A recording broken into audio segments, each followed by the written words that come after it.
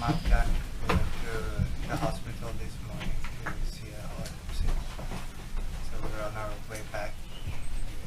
We're coming to listen to some Dhamma from a group of monks and lay people. If they have any questions. Which hospital did you go to? Chulalongkorn. Is this the first time you go there? I've been there a few times. People are the first time.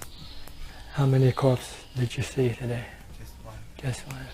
Male or female? Male. Male. But it was a little bit starting to rotten. Just you and me.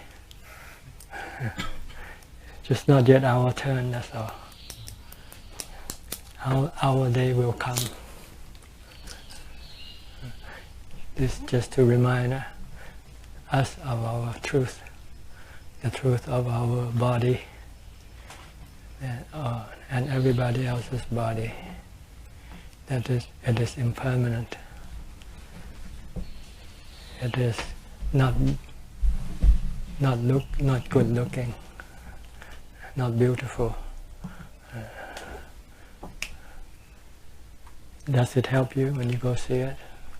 Yes, I think so. The next step is to remembering it, not to forget.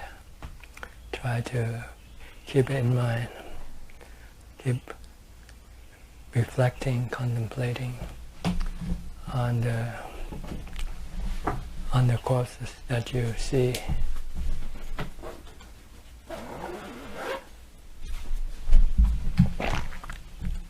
Because this will control your sexual desire.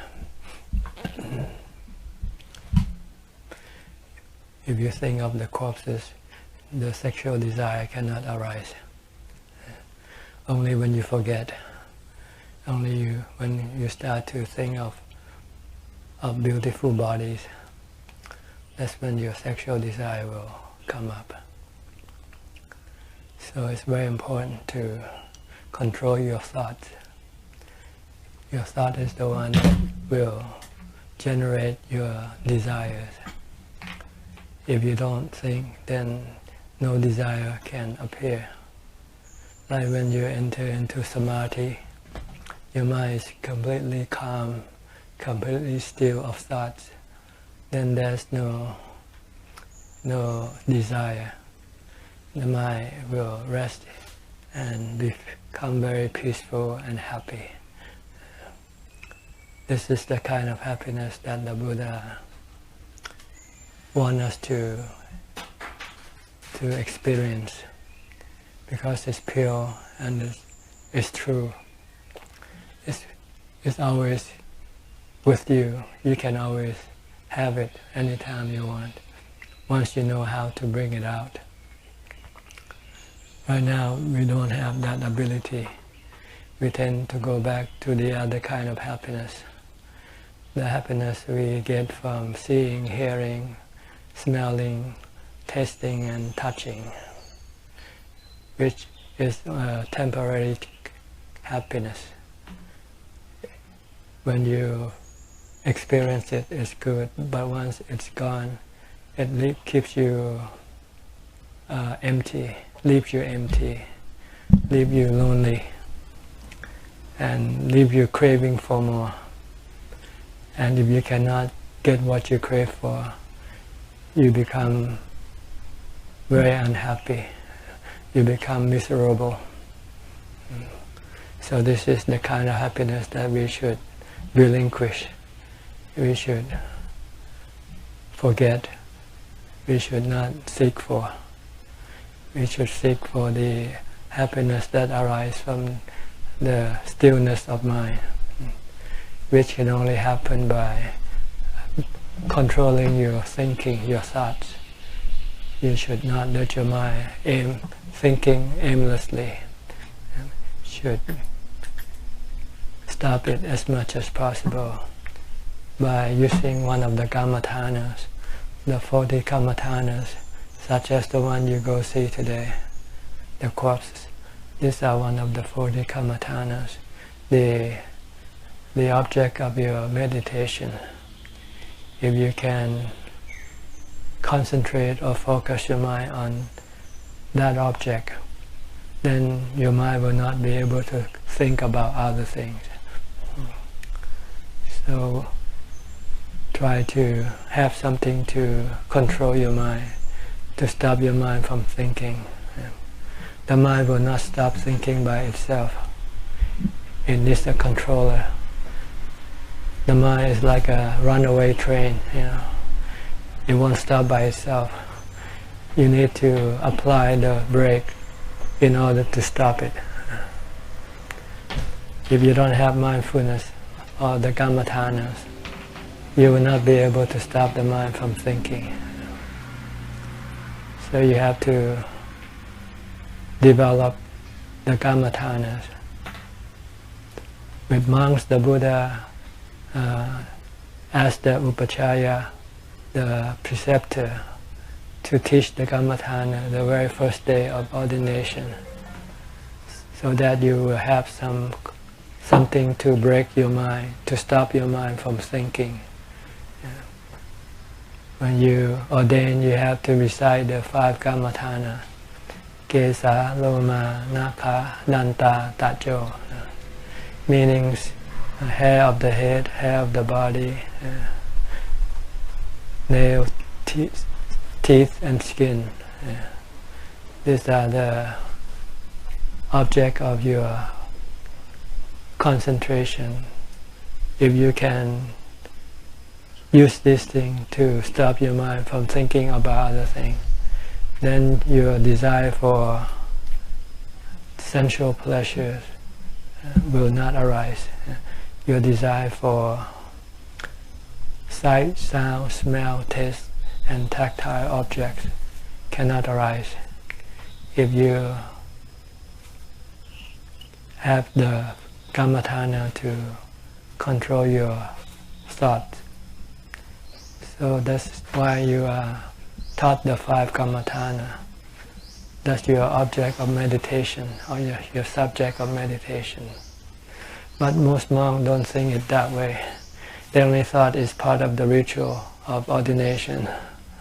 Once you ordain, you forget about the 5 kammathanas, because there are so many other things you have to learn. How to put on your robe, how to take your robe, so forth. You forgot the real important thing, and that is your object of meditation. But if you can pick it up from the very first day of your ordination, keep thinking about the 5 objects that you've been given by your preceptors, then your mind will have protection. It can calm your mind and make your mind peaceful and happy, and it will remind you of the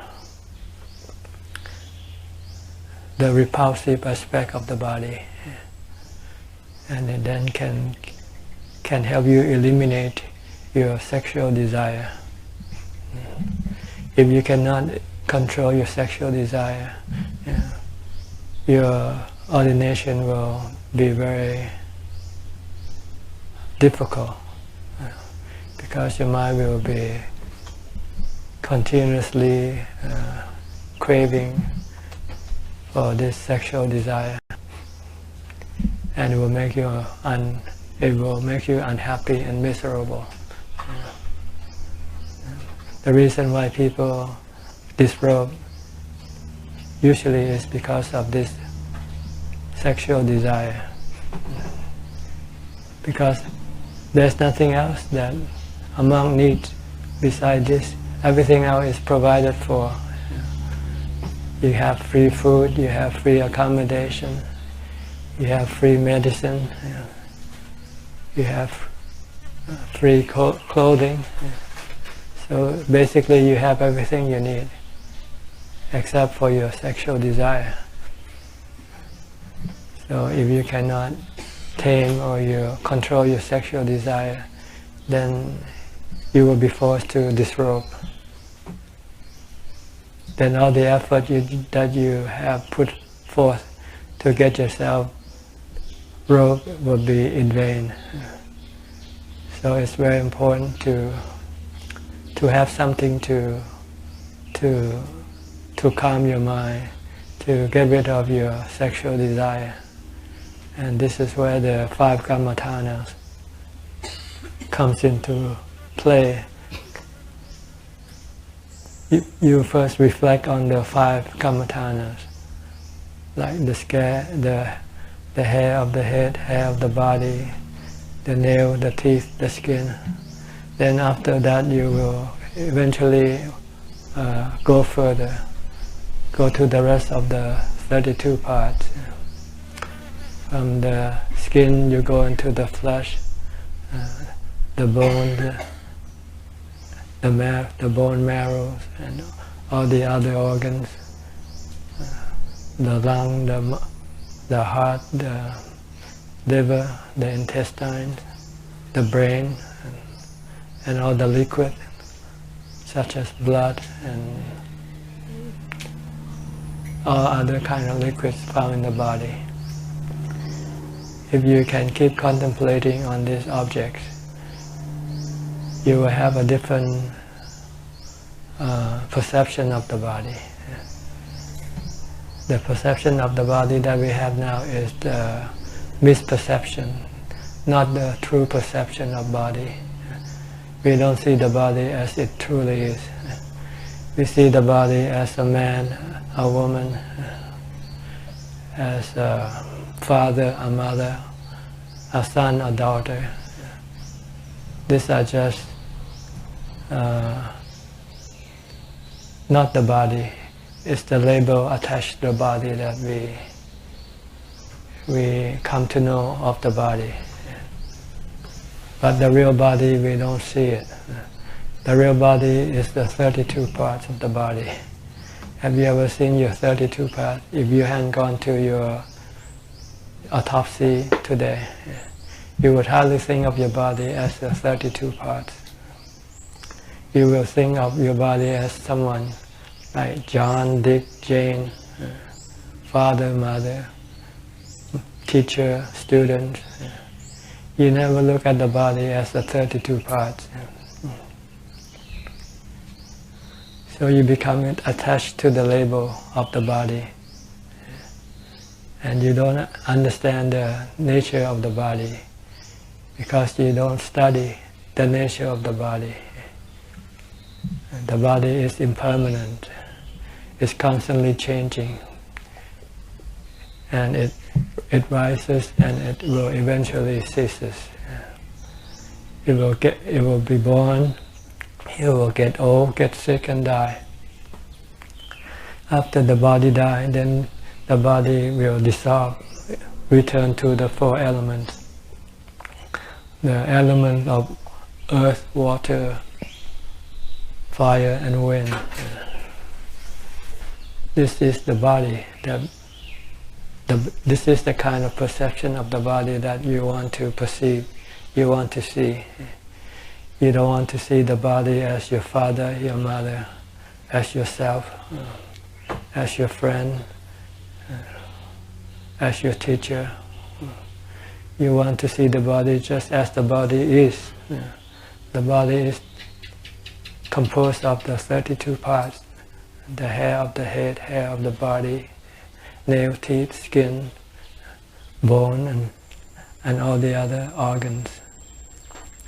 These are the kind of perception that we want to develop, so that we can let go of our delusion and our attachment to the body. We look at the body as ourself, as belonging to us, when the truth is it's not. It belongs to the 4 elements. It came from the 4 elements.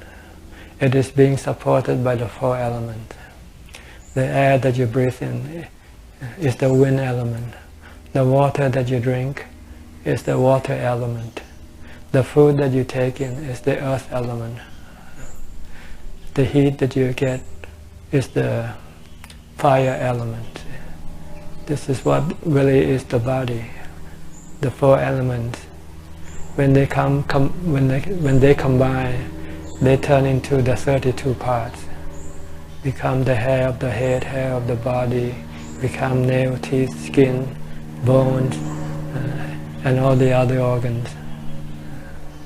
And when the body stops functioning, then this 32 part will then return to the four elements. If you leave the body as a corpse and leave it alone, don't do anything, it will rot. It will slowly rot, and then it will, all the liquid will separate from the solid part of the body. The air part will separate. The fire or the heat part will separate from the body. Eventually, the body will be left with the solid part. It will become. It will eventually become earth, return to earth. This is the way that you should contemplate and look at the body. It is never yourself. It is never your father, your mother, your teacher, your friend, your brothers or your sister. It is just the four elements. It is just the 32 parts. And it is impermanent. It is never the same for one moment. Every moment the body has changed. The moment that you came here and the moment that you leave you will have a different body. Your body has already evolved, has already changed, mutated.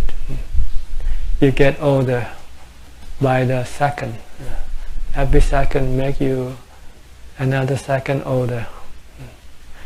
And eventually you will be 80, 90 years old, and then your body will eventually stop functioning.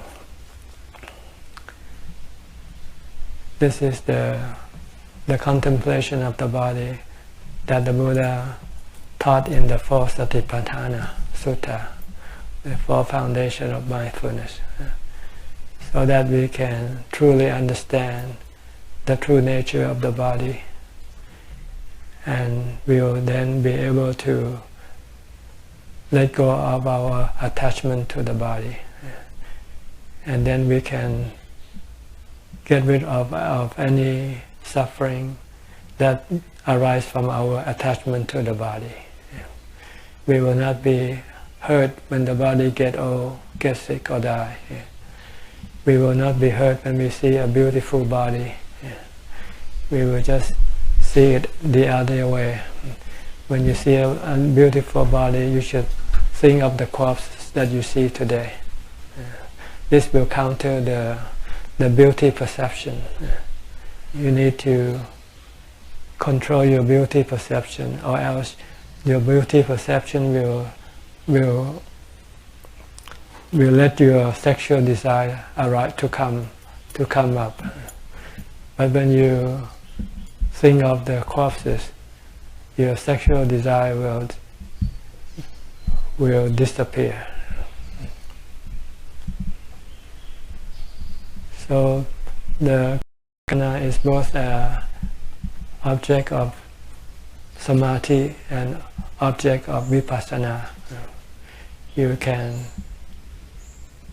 achieve both by contemplating on the body. You can use it to develop your mindfulness. When you develop mindfulness, you just keep watching your body. Watch every movement of your body. Whatever you do with the body, just bring your mind to watch the body alone, only. Not to let your mind go think about other things. When you eat, you should only focus on eating. Don't think about other things.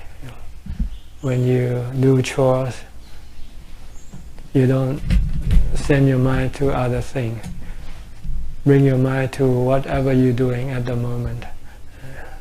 This is what we call mindfulness. To bring the mind to be in the here and now, in the present. Don't send your mind to the past or the future. Because if you do, you will not be able to calm it. The mind can only be calm. Your mind can only enter into samadhi when it is here and now. When it's not thinking, when it is watching or observing something. If you're sitting, you should be watching your breath. Just keep watching your breath and not think about other things. If you can keep concentrating on focusing on watching your breath will then bring your mind into samadhi. Your mind will drop into calm, will become singularity, will be one, become one. Normally the mind is scattered through the sense doors. The mind will go to the eyes, ears, nose, tongue and body. But when you use mindfulness will pull the mind inside into one-pointedness, into samadhi. When you can enter into this one-pointedness, your mind will become totally still and become totally happy, peaceful, and will be without any emotion. There would be no love, hate, fear, or delusion when the mind enter into calm. This is the strength of the mind that you want to develop in order for you to resist or eliminate the three cravings that causes you to be reborn again and again and causes you to have mental suffering.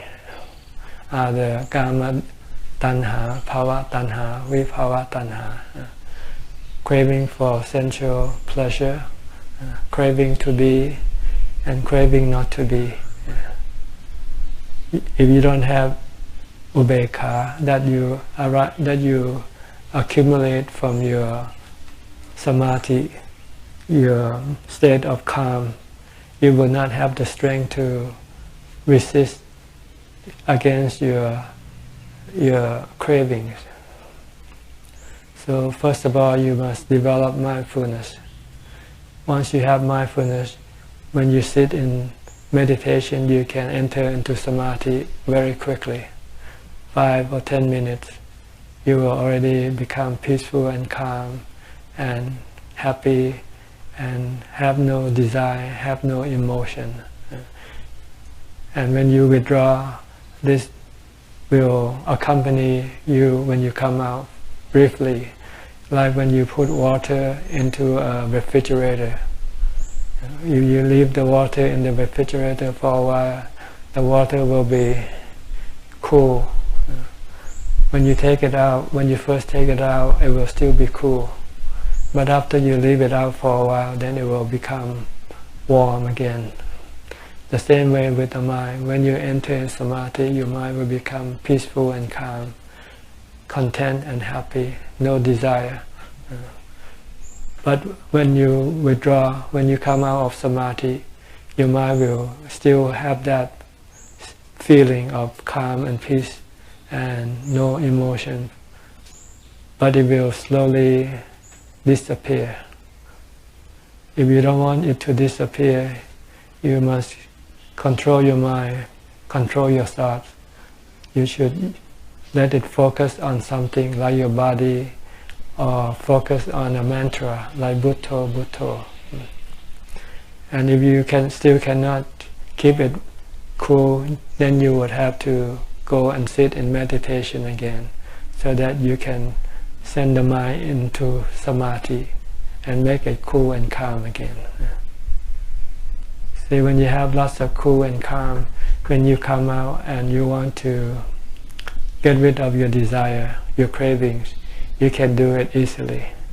When you have the desire to drink something like coffee, you can resist if you have samadhi.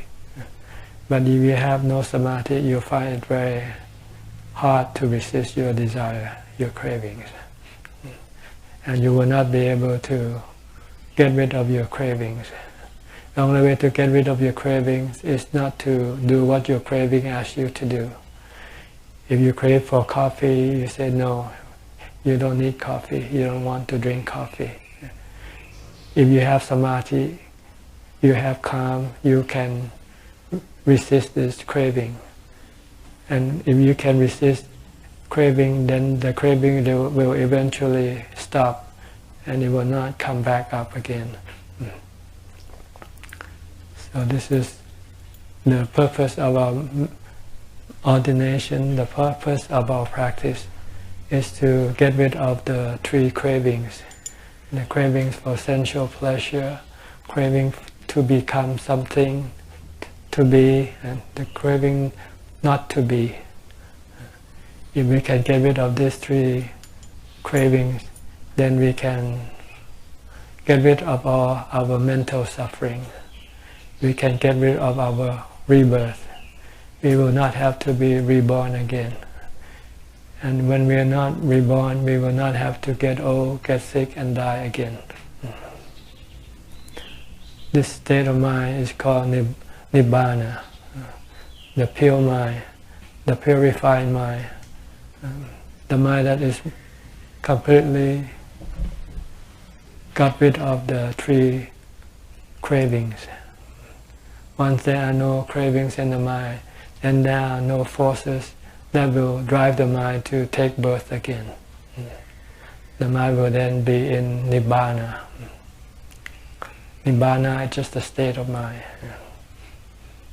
The mind that doesn't have to take birth anymore because the mind is happy with itself. It doesn't need the body to make it happy. For us, if we still have craving, then we need the body to do what we crave for. If we want to drink coffee, we have to have the body to drink it. If we want to see a movie, if we want to have a wife, we need to have a body in order to accomplish our cravings. But if there are no cravings in our mind, then there will be no need to have a body anymore. So the mind will not go and take birth anymore if the mind can get rid of all the cravings. So this is the purpose of ordination, the purpose of practice, is to stop rebirth, to stop suffering that arises from rebirth, that arises from the three cravings. So I hope you will see the path and stay on the path. If you do, I'm pretty sure you will achieve what the Buddha had promised you, either 7 days, 7 months, or 7 years. Okay? Where are you from? I forget every time I see you. I'm from Wat Marp, but I come from America. Okay. Well, which part of America? Near Seattle. A small town called Spokane, Washington. Spokane. It's a pleasure to. I'm very grateful to hear you speak again. How long have you been ordained now? It's going to be. This is my 5th pansa. 5th pansa. Going strong? Or up and down? I feel like I've gotten happier, and I'm happy in robes now, in many ways. But there's still not the breakthrough to apana, or even maybe upachara. I don't know. I feel like Westerners, we have such active minds, and it's very hard to calm it down. Mm-hmm. You need to develop a lot of mindfulness.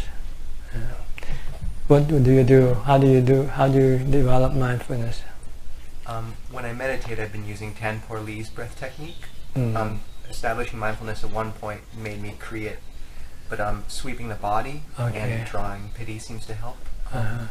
But I still haven't found where to end up settling consciousness. Right now it's just a good deal of rapture. But before you meditate, how do you develop mindfulness? Do you develop them at all? I'm afraid that I don't develop it enough. I see. Yeah. Maybe keeping a parikrama like bones may be helpful, but I've been trying to keep the breath in mind.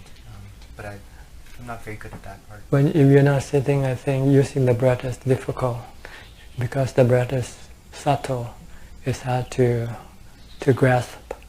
It's better to use your body, the whole body. Just keep watching your body movement.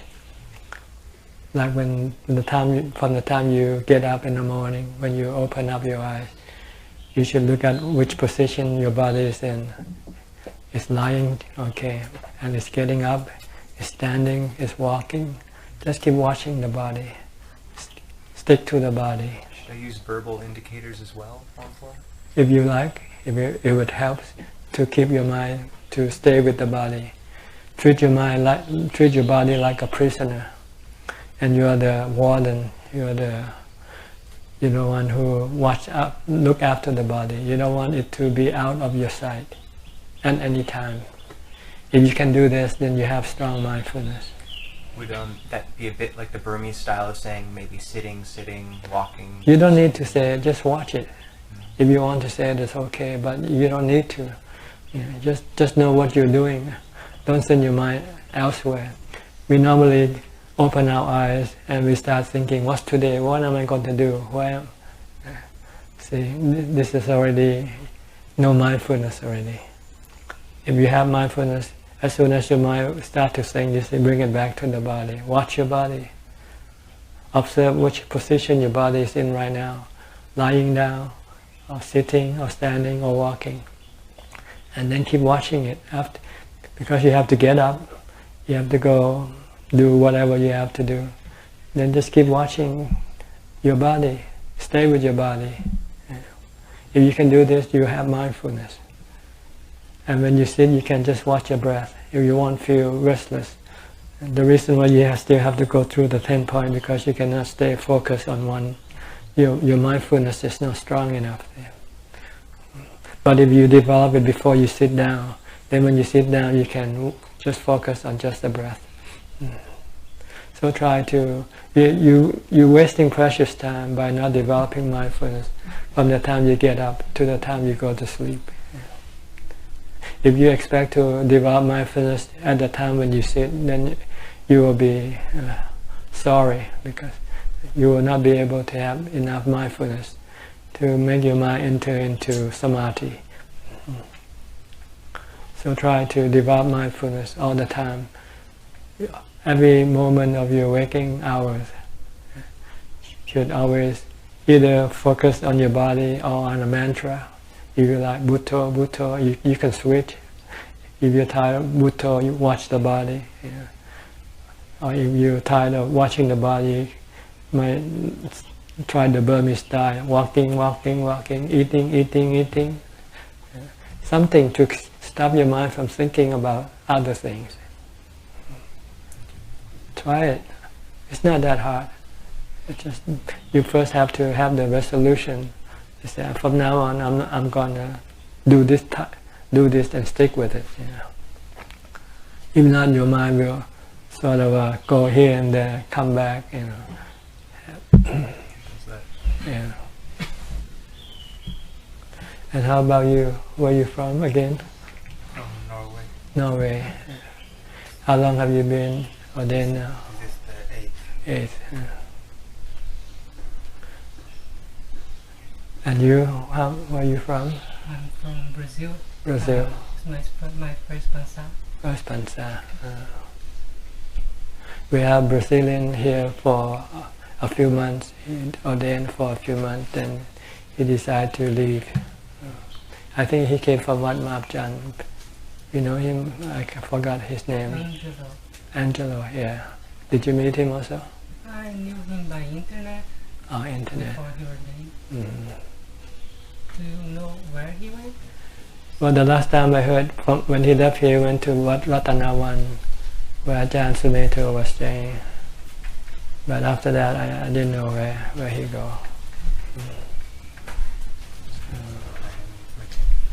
No, you didn't see him. You weren't at Wat Marp, Jan. Not at the same time. So how many Westerner monks you have now at Wat Marp? 12. The most senior monks, how many pansa? 10, like of the Westerners or? Yeah, the Westerners. 10, But yeah, or 11 pansas, but they're in Australia, some of them. Yeah. We have a branch in Australia now. I think I met one, he came here a few times with you from Australia. Yeah, Ajahn Larry. I think so. I can't remember his name, but Kevin as well used to come and record some of your talks. yeah. Is he still at Wat Marp? The two of them are in Australia right now, starting a new branch there in Sydney. In Sydney. Good. You plan to go back and establish one in your country soon, someday? Nice to be secure in my own practice first, but Yeah. I'm also not else I'm hungry for things to do. Maybe my mindfulness isn't quite good enough long ago. Mm-hmm. You have any question? Anybody back there? Are they all planning to ordain? All 6 of them? Where are you from? From England. From England. Yeah. How long have you been here now? I've just been back out for 2 months, I think. 2 months. How long you have to be before you can be ordained? It's up to 149, but I think anywhere from 3 months to 6 months or a year. Mm-hmm. So yeah, still kind of like learning all the Buddhist monastic codes and stuff. Mm-hmm. But I was just wondering about the nails, teeth, hair, and skin. Yeah. I find that with the sexual desire, like for me personally, it's really just kind of, I feel it's almost like non-existent at times. Like, yeah, I know that it's still there, like somewhere, like at the back of my mind, maybe. But I feel like I can really just keep it away with a suba. I tend to think of like the internal, like kind of intestines and the kind of internal organs to really just put my mind off of the body. When I think of the nail, the teeth, the hair and the skin, I don't really get much of a kind of any feeling, yeah. any result. That's because the Buddha wants to start slowly. See, he doesn't want you to start right into the bad stuff like the internal organs, because that might be too strong for most people. So he is very clever. He said, let's start from the thing that you see every day first, like the 5 parts. This is the thing that we see every day, but we don't see it in the way that we should see. We see it as good looking. The combination of these 5 parts makes the body good looking. But if you study the 5 parts, then you will then be studying the other parts eventually. And you can also see the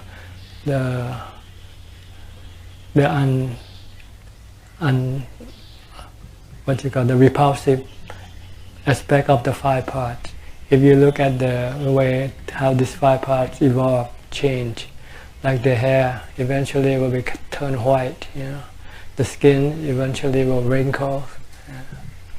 So you have to use some imagination when you look at the 5 parts.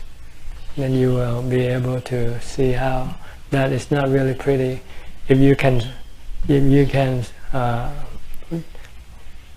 isolate each part separately, then you will see them as nothing beautiful at all.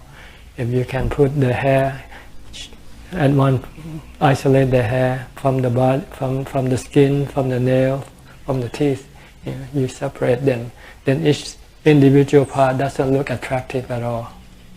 It's only when they combine that they look attractive. So you have to use some imagination in order to see the unattractiveness of this part of the body. But if you like to look inside, that's okay also. Anything you can to make you get rid of your sexual desire. That's the goal. Like today you go and look at the inside of the body by going to an autopsy. Because normally you cannot just perform autopsy on any people when you see them. But now you can do it mentally.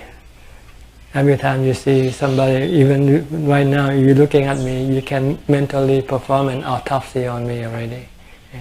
You can see my skeleton, you can see my skull, you can see my lungs, my bone, my heart, my liver, my intestines. Just keep seeing it continually. Make it a habit to see these different parts.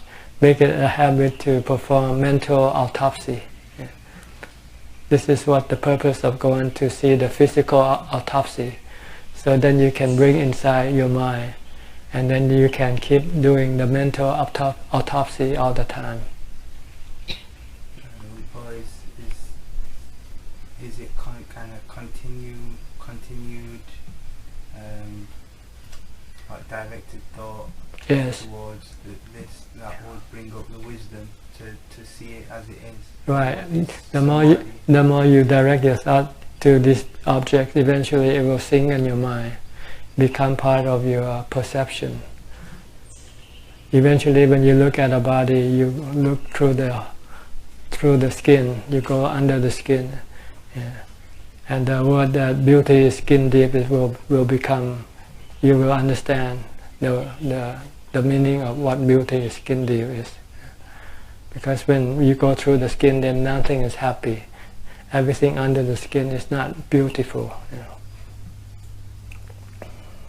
But you don't see. Right now, you don't see it that way. You only see the body on the skin deep. You don't go see under the skin.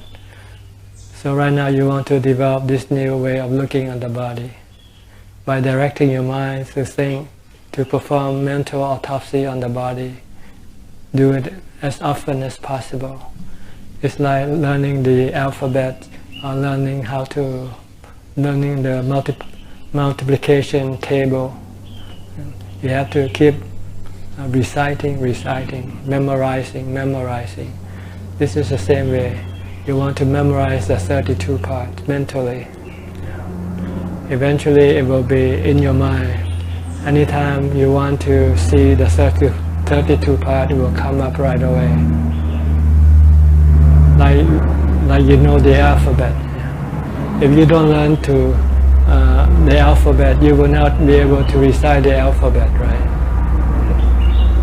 So same way, the body, the 32 parts of the body are the alphabets of the body. A, B, C, D, E, F, G. Hair of the head, hair of the body, nail, teeth, skin. Just keep learning the alphabet of the body. Then eventually you will see the body loud and clear. See it as it is, not as what you think it is.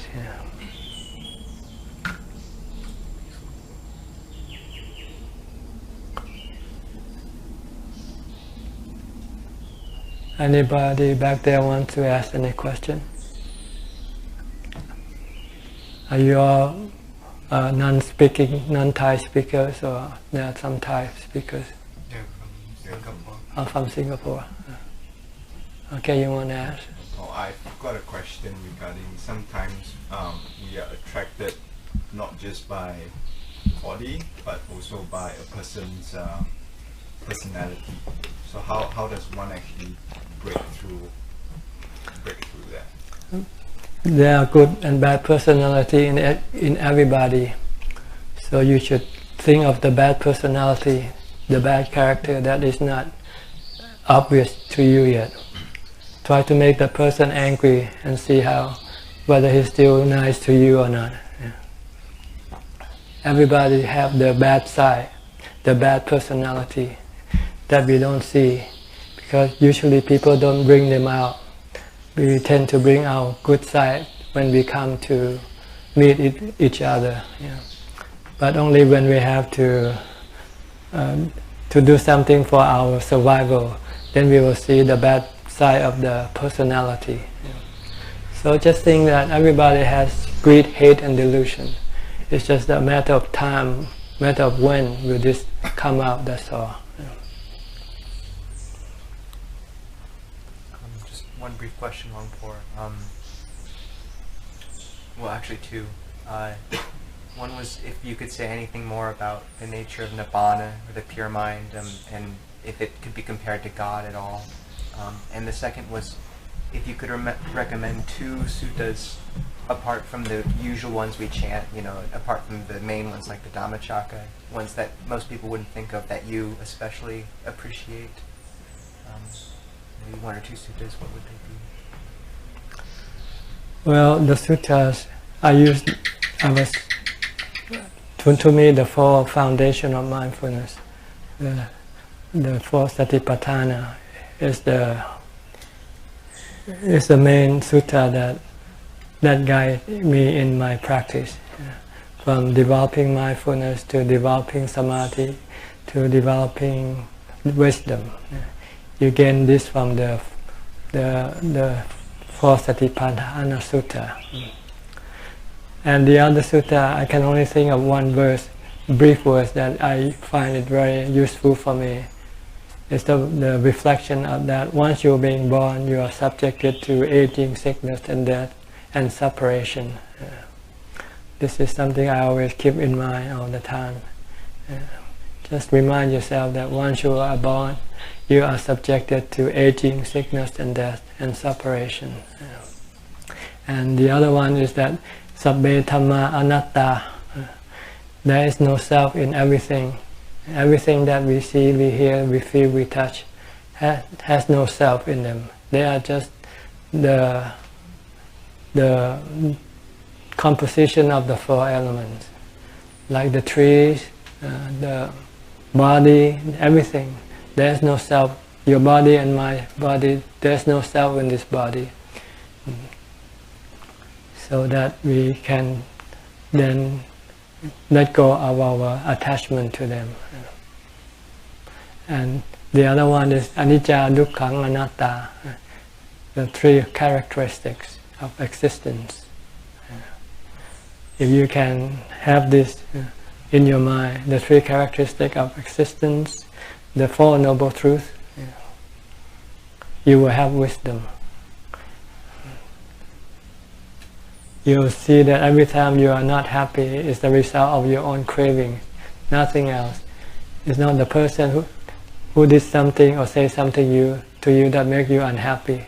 It's your mind, your reaction toward that person that makes you unhappy. Your desire for that person to do or say something, and when they don't do or say something according to your desire, then you become unhappy. So if you know this, then you don't have to change people.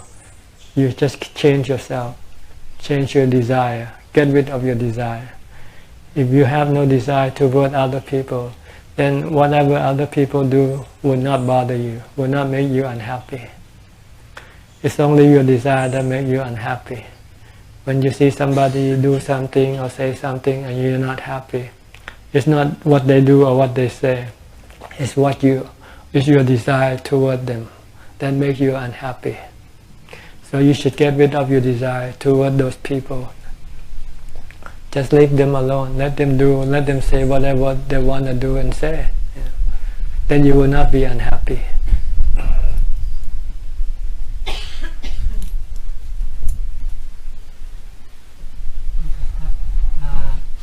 I was wondering, as he mentioned it, each group Ajahn seems to be using the same words for samadhi, describing similar or different states. Like, it seems that some teachers are describing what we call usually of samadhi as apana samadhi, and jhana as something apart.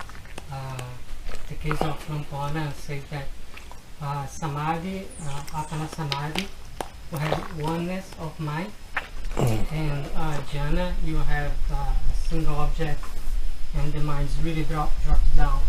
And I was reading one book and seeing that it calls this stage of samadhi of upachara samadhi, and apana he seems to be talking about jhana, but I wasn't really precise. So can you describe it a little bit better? I think 1,000 words is better. Seeing is better than 1,000 words. So it's better just to practice it. And don't worry too much about the name of this this samadhi. You know. All you need to have is mindfulness and the time to sit and meditate, and then you will eventually find the mind dropping into another state. Right now your mind is maybe on this level. When you practice meditation, it will go deeper inside, and you will experience a new kind of experience. Then you don't it doesn't matter what you call it. You call it samadhi, you call it jhana. Doesn't matter. What matters is it makes you happy, that's all. Okay? I was wondering also about developing mindfulness of the body. Sometimes,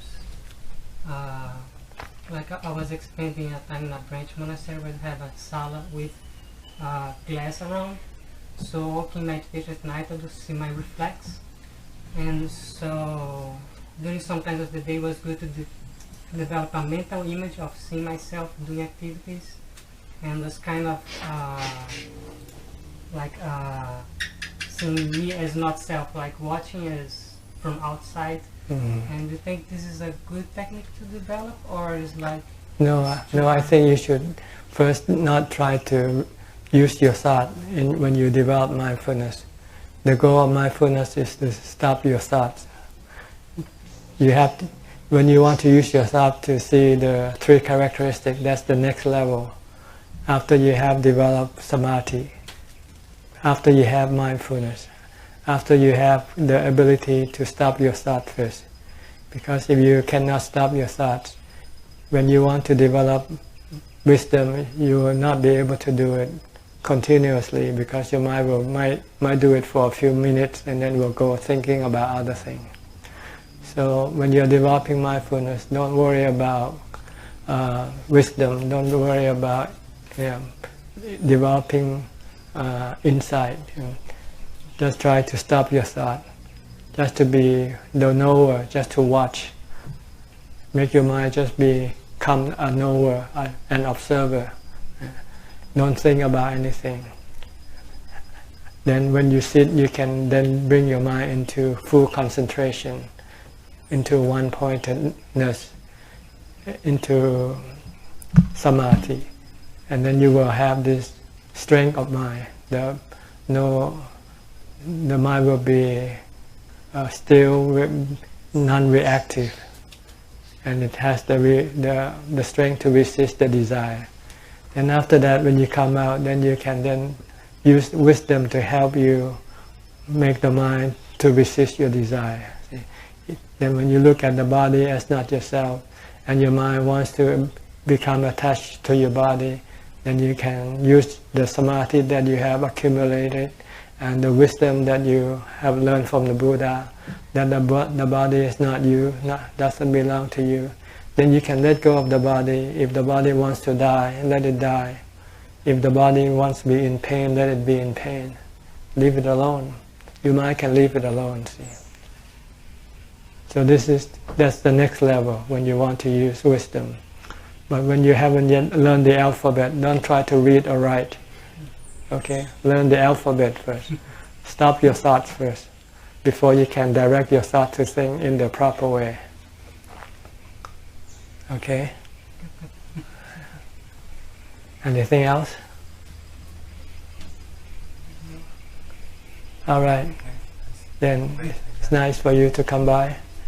And we have some English books over there. If you want to take some with you, it's over there on that sala. Yeah. Can I take a couple of Thai books? Sure, you can, and some CDs also if you like. I do listen to your talks, but I normally listen to it in time. Okay.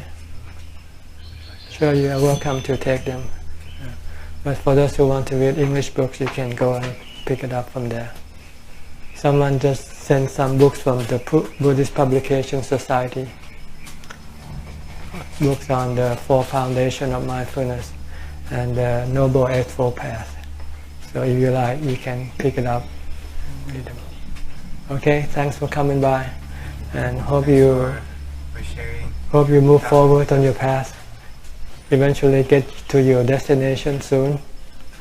Okay? All right.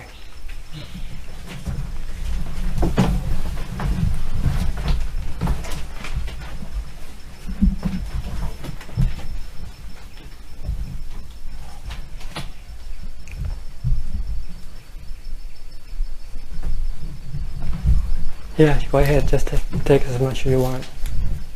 Take a couple because sometimes it doesn't work. Some of them might not work, just in case. I'm curious, how many times have you been to the museum at the bottom since you've been here? Not yet, not once yet. Not even once. I didn't have time. Did you go already? I've gone, but my guess was that you'd never been. Never been, I never Or seen maybe it. once, okay. I'm so much occupied with my activity, I don't have time to walk there. Because it doesn't matter anymore for me anyway. You have the living museum in yourself. Okay? Look inside. The real thing is here. Everything outside is only just a reflection of the real thing. But the real thing is in yourself. Try to bring your mind inside.